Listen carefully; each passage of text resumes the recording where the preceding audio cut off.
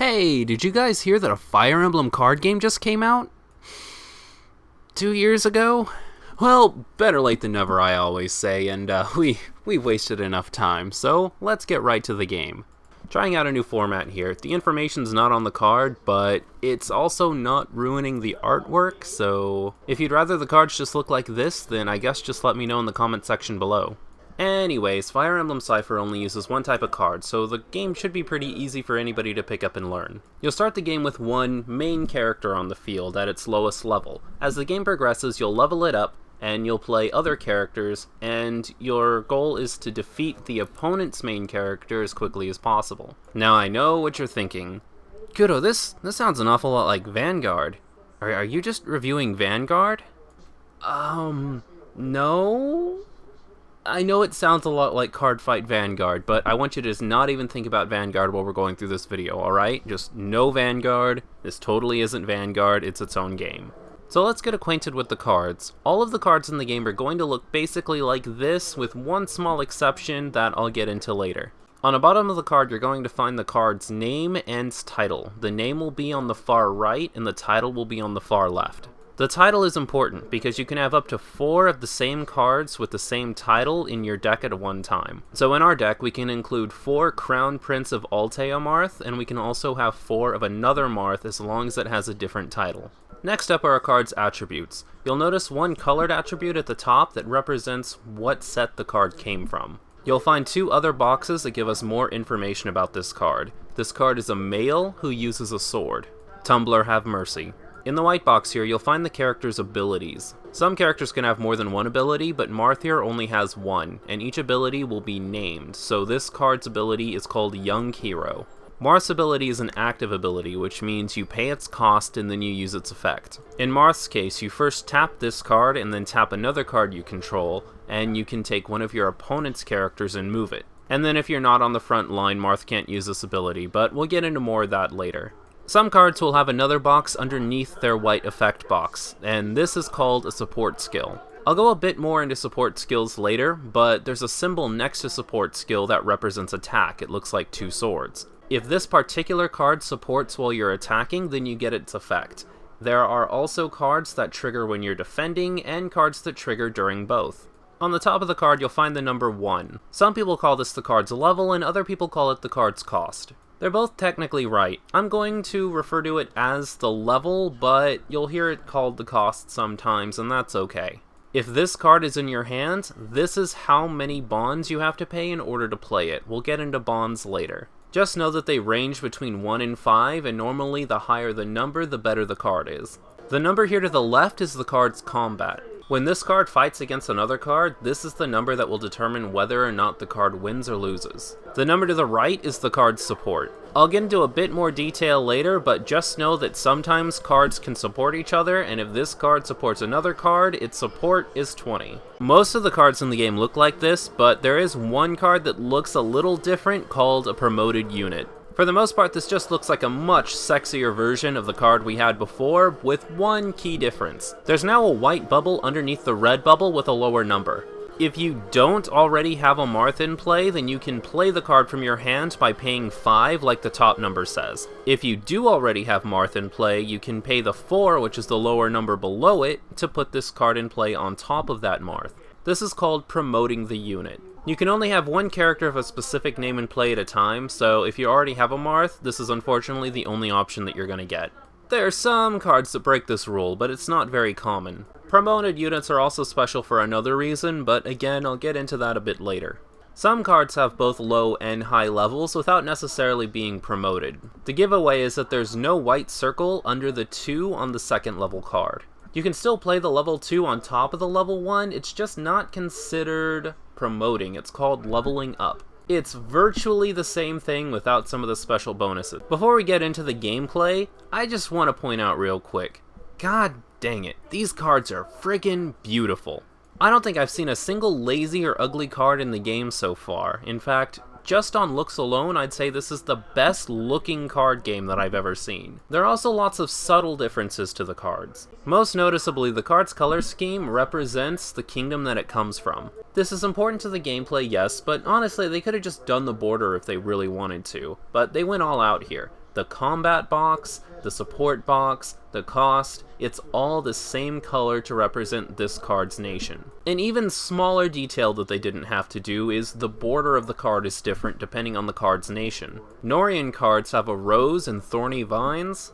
Hoshidan cards have cherry blossoms flowing in the wind. Altean cards have whatever that was supposed to be. It's just frickin' cool. This is what your field will look like in Fire Emblem Cipher. You'll have a Vanguard area and a Rearguard area. I know what you want to say. Again, not card fight, just want to throw that out there. In fact, most players don't even call it Vanguard and Rearguard. It's Frontline and Backline. So just ignore the names if you could, please.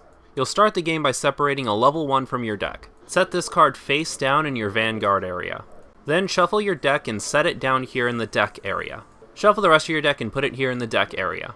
After deciding who will go first through dice, rock, paper, scissors, whatever your game is, flip over your main character and then draw 6 cards from your deck. You have 1 chance to put your hand back and draw a new one. You're looking for cards with a level of 1. Next, take 5 cards and put them in the orb area. Some of you might be wondering, wait a minute, are these like the shields from Kudou and Duel Masters, or the life cloth from Wish Cross? No, it's completely original.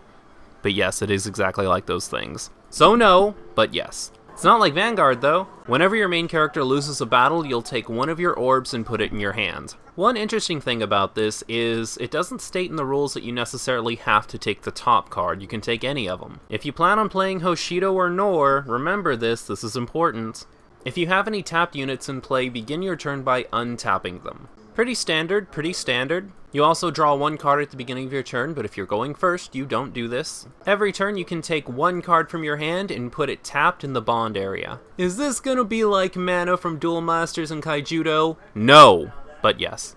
Bond is unique because there are 2 separate elements to a card in the bond area. The first is the fact that the card exists in your bond area, and the second is the color of the card. Your initial instinct is going to be to treat this like every other card game, but there is one slight nuance to this game that I need to talk about. Let's say you have a field set up like this, where you have 2 cards in your bond area. One is white and one is black. What this means is during your deployment phase, you have access to 2 bond, and you can use white or black cards. In a regular game where you're tapping your mana, this would mean if you played a card like this that needs 1 black bond, then you would be tapped of black and you would only have 1 white bond left to work with.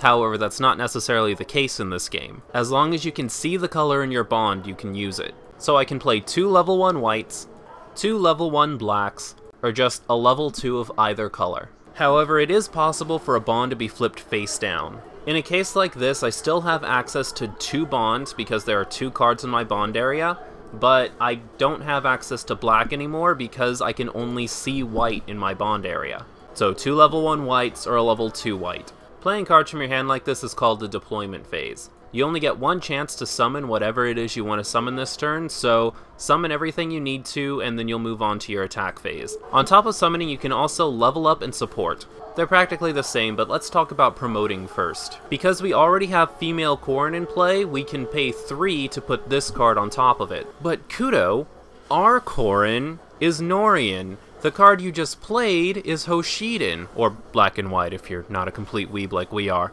Aha! You've noticed something very interesting, my eagle-eyed viewer. When you're promoting a unit, color doesn't matter. This really only matters in the case of Hoshido and Nor, but it can come into play a little later, so just keep in mind, color has absolutely no value here when you're promoting. The only thing that matters is that the names are exactly the same. Since there's male and female Robin and Corrin, you can't use a male card to promote a female card or vice versa.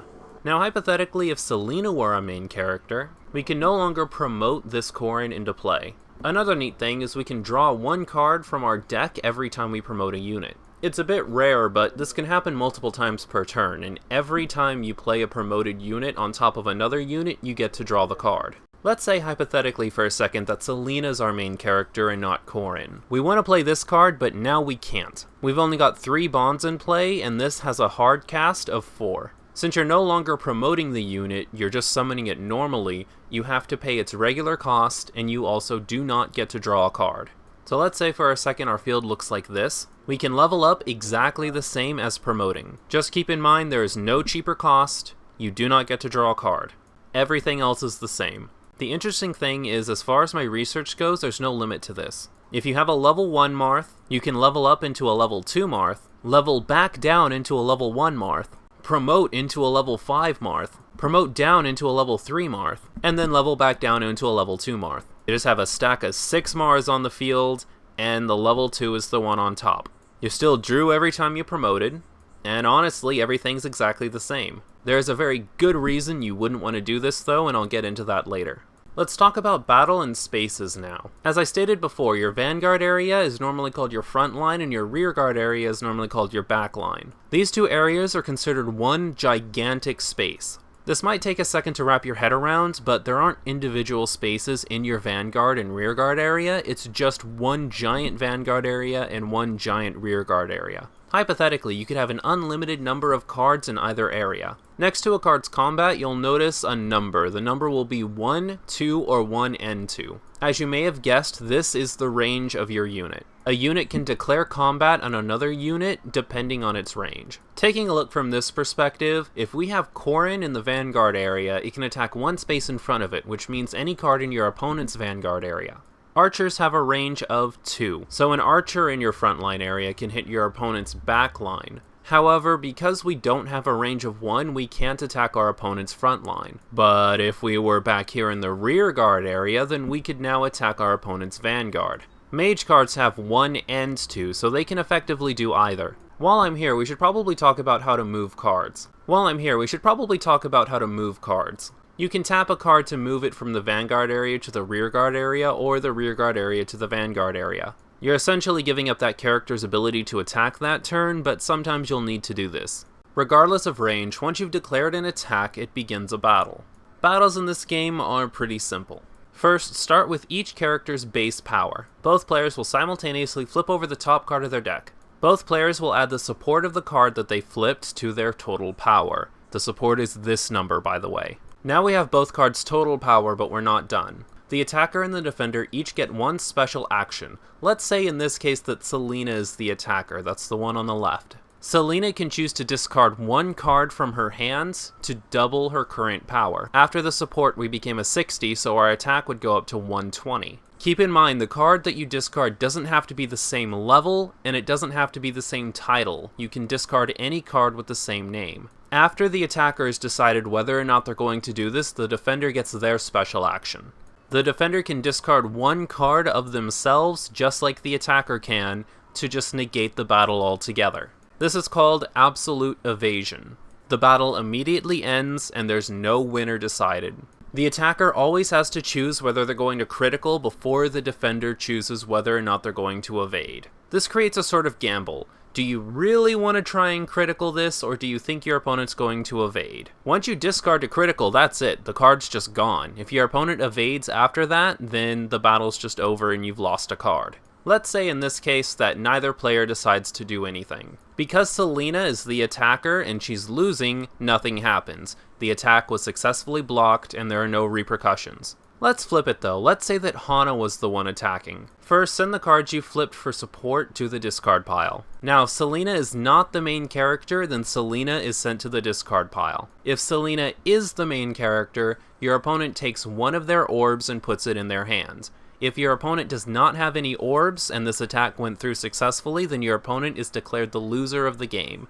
As a side note, if the card you flip for support is the same as the character that's in battle, you get no support or no support effects. So you want enough of a character to critical and evade, but not so much that you're drawing them as support because you get nothing if they support you.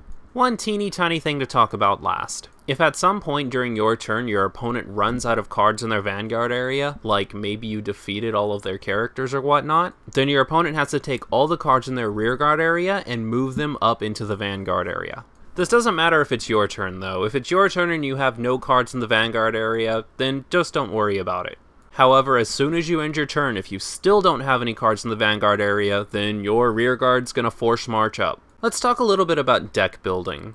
I don't want to get too far into it because I might make a deck building guide at some point, but let's look at some of the basics. Main character should be your very first concern. You want to find yourself a powerful promoted or leveled up unit to use as your base. Even though this Setsuna level 3 is a promoted unit, it's pretty much the mark of what not to look at when you're looking for a main character. First of all, you might not want to have ranged characters as your main character, whether they be mages or bowmen. At first it sounds like a really good idea to have a mage as your main character because you can attack your opponent's front row or back row and you can move to the back and be safe. The problem is, if your opponent forces you into a forced march, then you have to keep tapping yourself to move back to the back row and you're losing attacks. Mages and bowmen also tend to be a little bit weaker, usually, than swordsmen are, so you mainly want to have a decent one-range swordsman as your main character. You also have to look at effects. You want an effect that's constantly good regardless of the situation.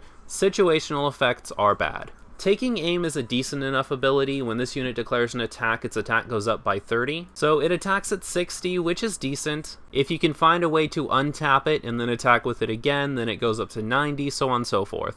Clearing skies is decent against flying characters, but there's really no guarantee your opponent's going to be using a flying character, so overall this card would be a pretty bad main character.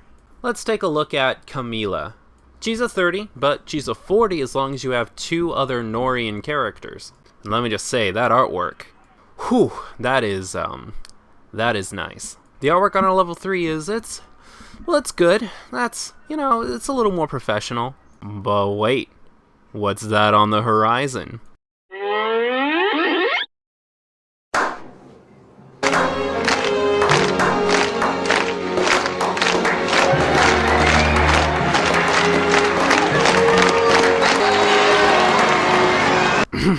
So anyways, level 4 Camila is 60. Her effect is, during your turn, you go up to 120 power. If you use her as your main character, she will stay in play throughout the duration of the game, so this effect will always be active. Should also note her ability is CCS. That means you have to have promoted into her to have this ability. As a bonus, she also has the Aura of Death. At the beginning of your turn, you can take a cost 1 enemy unit of your choice that isn't a main character and defeat it. That's pretty good. Another thing to note is this card has 30 support. That means if you happen to trigger one of these during one of your other character's attacks, that could be pretty good. This card would arguably be a good character. There's only one thing it's really missing, and we'll talk about that now. If you're familiar with card games, you're familiar with the term magic numbers. Magic numbers are like a threshold. If you can get at least that particular number, even if you don't get any higher than that, then it's considered good. We don't necessarily have a magic number here, but they're sort of like a soft magic number. We kinda sorta want to have a main character that stands at 70 naturally. The highest natural support in the game right now is 30, so if we have a main character at 70 and we draw into a 30 support, then we're at 100. 100 is the soft magic number in Fire Emblem Cipher. Attacking and defending at 100 is ideal. When deciding how many of your main character to put in your deck, remember you don't want to draw into it too often for supporting, but you do want a lot of them in your hand for evading and critical attacking. Right now the sweet spot there is like 3 other of your level 1, then 4 copies of its promoted side. If you're using something like Marth that just has a whole lot of cards, then rather than use 3 more copies of the level 1, you can use 1 of the level 1 to be your starter, then 4 copies each of 2 different promotions or level ups. Situations like this are nice, because we have a nice cheap 2 bond card that we can put in play early in the game, and then later in the game we can use the 4 bond one for maximum overdrive. We also have 8 copies, which isn't too much, isn't too little. You'll want some range in your deck to snipe your opponent's back row. You can also put this in your back line to just take pot shots at your opponent's main character, or even just snipe some of their characters in the Vanguard that aren't their main character. Finally, you'll want a healthy mix of characters with 30 support. Somewhere between 8 and 12 I think is the sweet spot right now, but again, I'll go into more detail if I actually make a deck building guide. Wait a second, you know, it just hit me. Where the heck is Naui? Where's my adorable lolly dragon? Did Intelligent Systems just not make any Naui cards? But all of the beautiful artwork.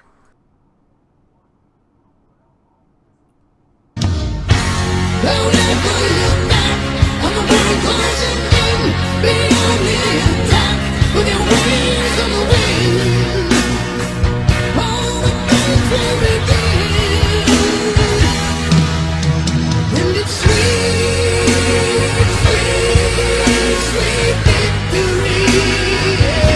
think that's a pretty good note to end on. So what I think of the game overall, I think the game is pretty fantastic. It's a simple game that anybody can pick up and learn. The artwork is stunning. So you could be as young as 5, as old as 50, and you could appreciate how good these cards look, and also be good enough to play the game. The game is a little bit simplistic.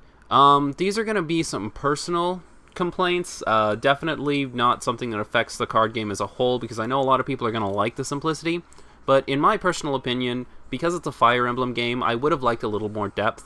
One, I would love to have seen the weapon triangle expanded on a little bit. I know there are some cards that have effects that give them bonuses against other cards, depending on their weapon, but I would have liked to have seen something a little more incorporated, like even the Pokemon card game has strengths and weaknesses. It would have been pretty simple to incorporate, like, if I'm using a sword and you're using a lance, then I get like plus 20 power, or if you're using an axe and I'm using a sword, then I get minus 20 power, or something like that. Another thing is, I would have liked to have seen some kind of like HP element, maybe.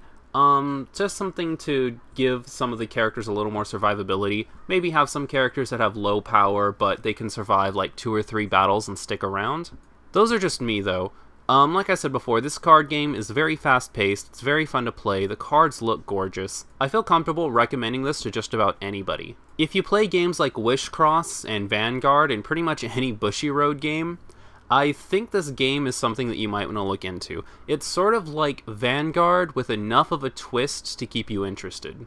Check out the description box below for a link to some resources, including a wiki to learn even more about the game, and also the page where I got the playmat from. Unfortunately, this game is Japanese only, as most things tend to be, but don't tell anyone I told you this. But if you click the description box and you look at my list of links, you may or may not find a link to a program that will allow you to play this game online. Now, if you keep this between you and me, and you check out the link as soon as this video is over, you might be playing the game tonight. Want to see even more Fire Emblem goodness? Please consider checking out my Patreon page in the description below. For just $1 teeny tiny a month, you can vote on the content that I do next. If you enjoyed the video, then please leave it a like, those things really do help us out. If you have any thoughts on the game or any suggestions on what I should do next, then leave them in the comment section below. And finally, if you found this video by accident, then subscribe to stay up to date on the latest Kudou news. See you next time, YouTube fam.